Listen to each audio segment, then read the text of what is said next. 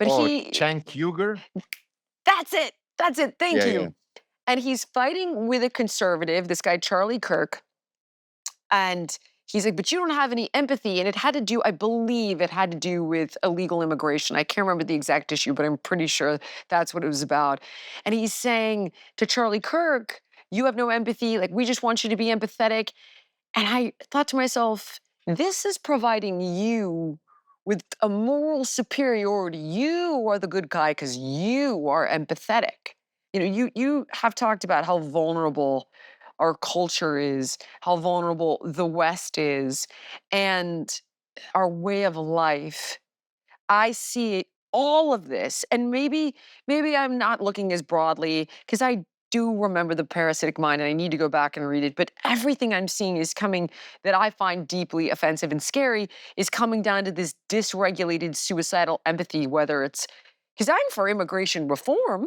I think the country is made of immigrants. Like, I would want the best people, get in line, let's vet you, start working, pay into the system. What can you contribute? Like, that all makes sense to me. Chris Christie talked about this, and it made sense to me. Not nobody gets in, and not everybody gets in. Like, where's the common sense? But yet it's everybody gets in, and I think that was that guy Sink. I can't pronounce his last name. His position was like, well, we're so empathetic. And if you're not, you're racist. That's the go-to. It's like you're racist, you're transphobe, you're a fat shamer. That's a beautiful one. But it's like, now you've got Venezuelan gangs taking over apartment buildings in Colorado. Like, wait a second.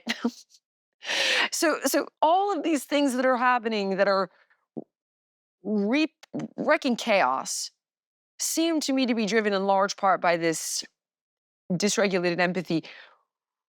How does this stop? Does it stop when, because part of me, like, I hate to say this, but I almost hope the left loses, not because I left the left, because I genuinely feel they left me. When Michelle Obama, who I loved, I loved her. And she's on the stage at the DNC talking about how we need to accept the medicalization of gender dysphoric children. I'm like, wait, what the fuck?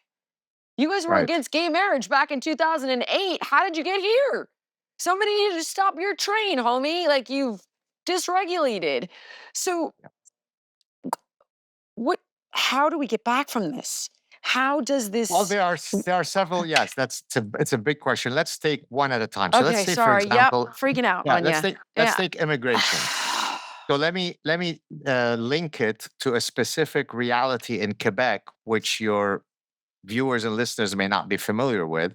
So it kind of hopefully offers added value. So in Quebec, where I reside, although this next year I'll be at Northwood University for a 1-year leave,